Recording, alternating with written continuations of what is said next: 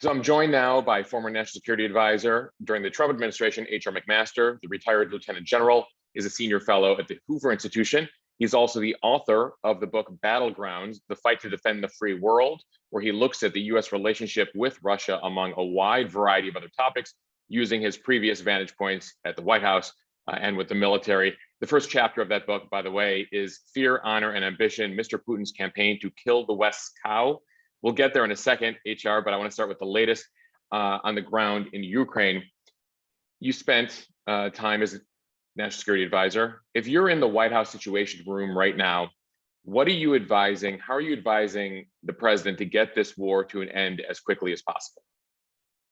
Well, I think the key thing is what are the objectives, right? First of all, we have to make sure Russia fails. We have to make sure Russia fails in its effort to extinguish the sovereignty of the Ukrainian people, and to do so, through just utter brutality.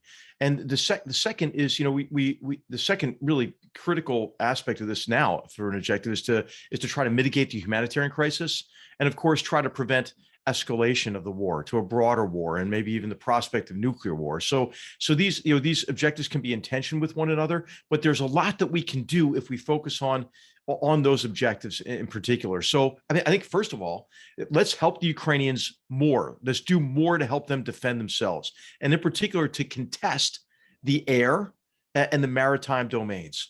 And this is what Russia is using, the control of those domains, to bombard and commit mass murder against Ukrainian people. I mean, they're taking this is their playbook, right? That they've exercised, whether it's Grozny, in 1999 under Putin, or Aleppo in Syria, right? And we can't allow them to bombard these cities and inflict these casualties. So what can be done? More air defense capabilities. They're talking about MiG transfers, which is important. How about short-of-ship missile capabilities? How about medium-range air defense capabilities? How about demanding, safe zones and humanitarian corridors? And so there's a lot more that can be done. I think we've been captured a bit too much by the risk of action, and we have undervalued the risk of inaction and timidity. When you say captured by the risk of action, explain that. Well, what does Putin do, right? Putin, and I described this in Battlegrounds, right? This is his playbook. What he does is he pushes until he meets really strong resistance. Well, he's met strong resistance, right, with the Ukrainian people, the Ukrainian armed forces, and the territorial forces, and so forth. And now what he's doing is he's pushing in another direction, right? Committing mass murder in a deliberate way by trying to rubble, some of the greatest cities in Europe. So what we have to do is provide kind of a cost on him, impose costs on him beyond those that he factored in at the outset of his decision making. But when he's out of options, what Putin does is he threatens even more destructive action. So what does he have left, right? His army looks like a Potemkin army to me, Moshe, right? I mean, it's, they can't maneuver, they can't conduct close combat. So instead they're relying on just fires, right? Artillery, rockets, bombs against civilians. So what else does he threaten? He threatens, cyber actions or nuclear war under this, this doctrine of escalate to de-escalate, or escalation domination.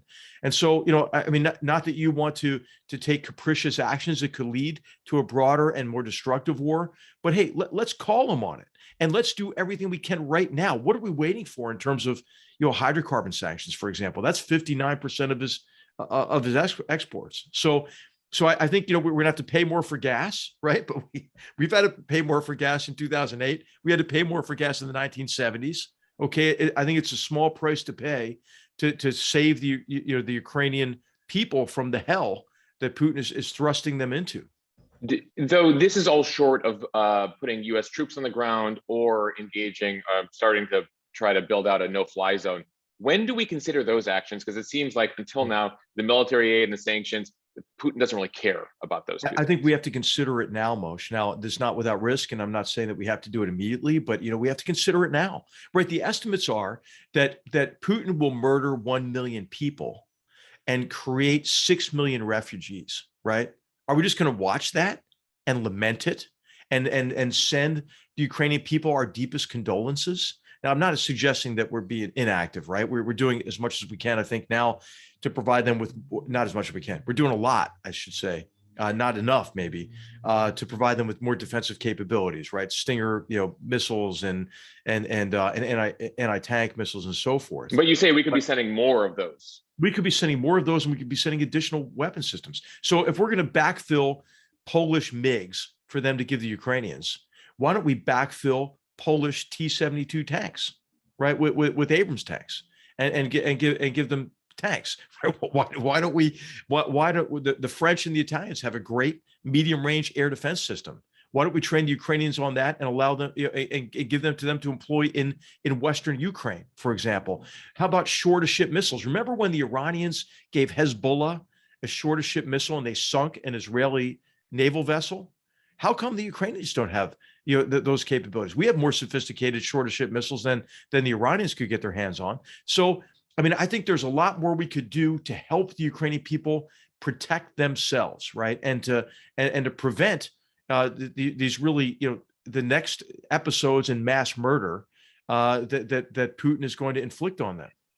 Given the moves Putin's making, and just seeking clarification here, you're saying both to consider a no-fly zone and U.S. troops on the ground. When do those get triggered? When he actually enters Kyiv? And would we consider both troops on the ground and a no-fly zone as far as you're concerned? Well, you have to weigh, the costs and risks of all of these actions. And so what this would entail is not, a military action, a decision like this in a vacuum. It would also include diplomatic measures, right? Giving Putin notice that this is what's going to happen. Telling others who are aiding and abetting Russia, like the Chinese, right? That what Russia has done is a lodestone around your neck, and it's going to drag you down too. And here's what we're going to do next. And it's in your interest and in Russia's interest not to oppose it, right? And it being maybe a safe zone, or and safe quarters, for refugees, again, to mitigate what is already a humanitarian catastrophe.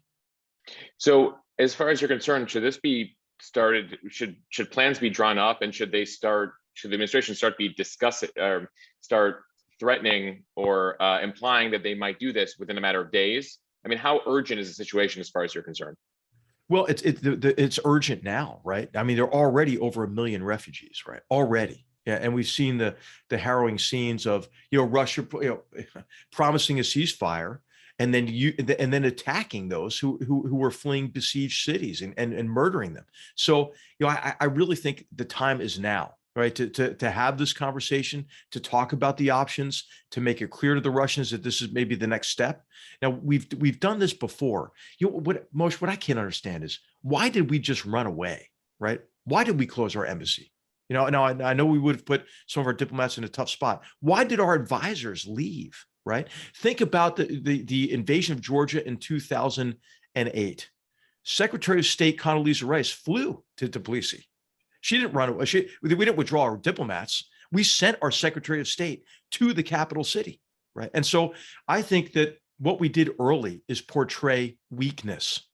We're responding, I think, much better now. We, being the United States and the free world, including Europe and the UK and Japan and others, have really rallied in a way that I think has impressed the world and impressed Vladimir Putin as well, right? Putin expected division, right? And what he got is unity. And so this is not all a bad picture, Moshe, but I'm saying, what we did in the beginning is we portrayed weakness in saying repeatedly, here's what we're not going to do, and we're not going to do this, and we're not going to do that, and we're going to pull our forces out of the Black Sea. It's almost like we greenlighted the thing. I mean, it's so we're catching up from, I think, a portrayal of weakness and irresolution. Do you see Putin stopping short of a no-fly zone or short of NATO or U.S. troops on the ground, given what you've witnessed for the first 2 weeks here? No, I mean, Moshe, I think that we are looking at a very high potential for a much broader war in Europe. And even if so, what's the best case for this right now that we can imagine? The withdrawal of all Russian troops, maybe to the portions of Donetsk and Luhansk that they occupied previously, and Crimea.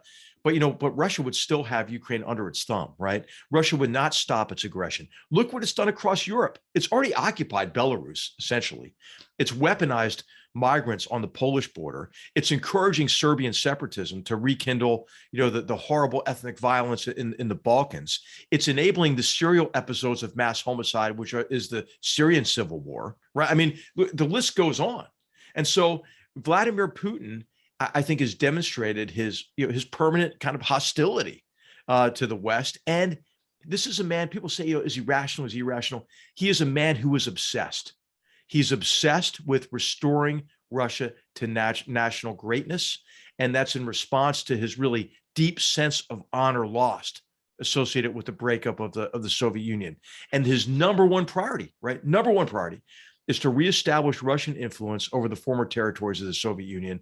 And he's acting on that. And I think he will act on that until his demise. And hopefully it is a demise brought about by the Russian people who have said, hey, we can no longer afford this guy, right? I mean, Russia's economy is destroyed.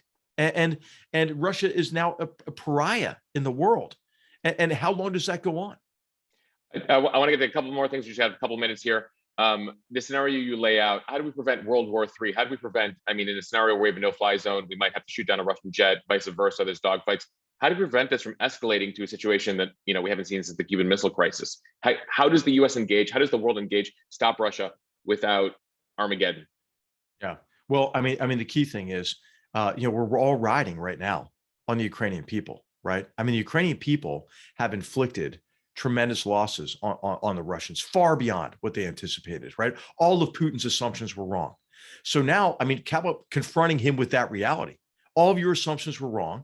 Your assumptions about how easy it would be for you to take over Ukraine, your assumptions about the resolution and unity of the West were wrong.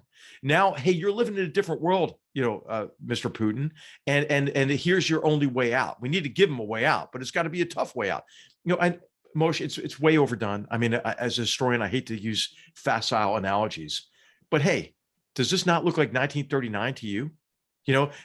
Doesn't our aiding and abetting Putin for so long, portraying weakness to him, look like 1938, right? And Neville Chamberlain coming back with peace in our time, and look at all of the false flag efforts and the false pretense for the invasion of Ukraine. That looks like Poland 1939 to me. I'm thinking of Roger Morehouse's great book, Poland 1939. If you read the first chapter of that book, it's exactly what Putin has done to Ukraine. So, I think that what we did is we thought we were accommodating, right, a revisionist hostile power in Europe, but that hostile power, and I'm talking about Nazi Germany, was not placated, and so. There is a risk of inaction too, Moshe, right? And I think we have to be cognizant of that as well. In the first chapter of your book, or your introduction, I believe you refer to both or all of the above, Presidents Bush, Obama, and Trump engaging in wishful thinking they could make Putin nice. Right. Are there lessons from basically the last 20 years that can be applied now? Obviously, we're in a hot war situation now, but what are the lessons from the last 3 administrations? Well, I think it revolves around the term I use in Battlegrounds called strategic narcissism, right? We tend to define the world only in relation to us and assume that what we're going to do is decisive toward achieving a favorable outcome, right? So look at how the Biden administration dealt with this problem set to begin with. So in August of last year, after our disastrous withdrawal from Afghanistan, following a surrender to a terrorist organization, Putin concluded, you know what? America's weak. The West is weak, right? And looked at what's happening internally to our country, right? They are the racial and political divisions, and our tendency towards self-flagellation here, in America. And he said they're not going to do anything. So it was in August, Moshe, where he published this 6,000-word essay, about Ukraine. That's when he decided to invade. What did we do after that? Right, we didn't accelerate arms deliveries analogous to the 1973 airlift to Israel when Israel was besieged by the Arab coalition. We withdrew our naval forces from the Black Sea. We thought if we just show to Putin that we're not hostile, right, then he'll recognize that we're to pose no threat to him, and therefore, he will not invade Ukraine. But we fundamentally misunderstood his motivation, and this is what I try to describe in the book. Right, he's driven. He's a driven man, and he's determined to restore Russia to national greatness by dragging everybody else down, and this is what we're seeing him execute. So we have to shake the strategic narcissism. We have to view the world from Putin's perspective and act accordingly. Two final things here. You were in the Trump White House.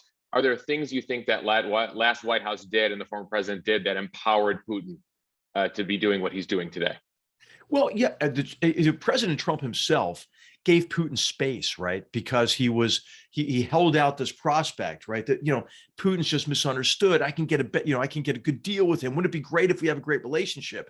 And as I write about, though, Moshe, this was not unique, right? I mean, it was the Obama administration that had the reset policy, right? It was George W. Bush who looked into his soul, right? And so Putin is a master at manipulation, and he manipulated Donald Trump, and he manipulated America, because the Democrats fell into this trap as well, right? By claiming that Russia threw the election.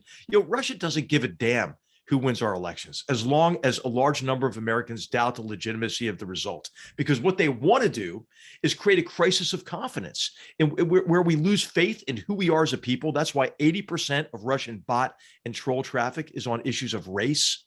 And a distant second is immigration. A distant third is gun control. Divide us on what we might be divided on already. And they want to reduce our confidence in our democratic principles and institutions and processes. So, hey, one of the ways to counter Putin's playbook is to stop being chumps, to stop compromising our principles to score partisan political points. And I think we need to demand that from all of our political leaders. Hey, I'm not a partisan person. I want the Biden administration to win, right, in this competition with Russia. We all should. We should all give them our support. And whereas we can criticize and suggest from the outside, we have to recognize, okay, hey, we are on the right side of history in America. We ought to take pride in what we enjoy. Look at your colleagues in Russia now, what journalists have endured: murder, intimidation, imprisonment, right? Hey, we have freedom of speech. We have freedom of the press. We have due process of law. We have a say in how we're governed. We ought to take a minute in the midst of this crisis to celebrate that. If Putin isn't stopped in Ukraine, if Kyiv falls, if Zelensky falls, where does Putin look next? Well, he's already looking next, right? He's already occupied Belarus. He's already threatening Poland. He began his massive campaign of intimidation against the Baltic states in 2007 with massive cyber attacks. And he continues that with these big Zapad exercises, on their flanks. But I think Putin has to fail in Ukraine, because this really is, a frontier between democracy and authoritarianism. You feel he could be empowered to go after a NATO country? Absolutely. Yes, absolutely. And I think that is a real risk. Hey, what is he doing now? He's trying to turn the Black Sea into a Russian lake. And what is his message right now to Romania and Bulgaria, right? To NATO members. The message is, who's your daddy, right? Bandwagon with me, or you're next on the chopping block. And this is another reason why he has to fail where he is. Primarily, right, for the fate of the Ukrainian people, but also for the fate of the free world. So I'd like to end with hope here, H.R. McMaster. Hey, the hope is Putin's failing, right? In fact, he's failed already. Moshe, if his objective was to control all of Ukraine, he will never be able to accomplish that. And the sooner he comes to terms for that, the better it is for him, and especially the Ukrainian people. Of course, the sad part of this is, who's bearing the brunt of this? It's the innocent Ukrainians. But Putin has already failed. HR, thank you very much for your insights here and your perspective, and I look forward to talking to you again very soon. Moshe, thank you. Great to be with you.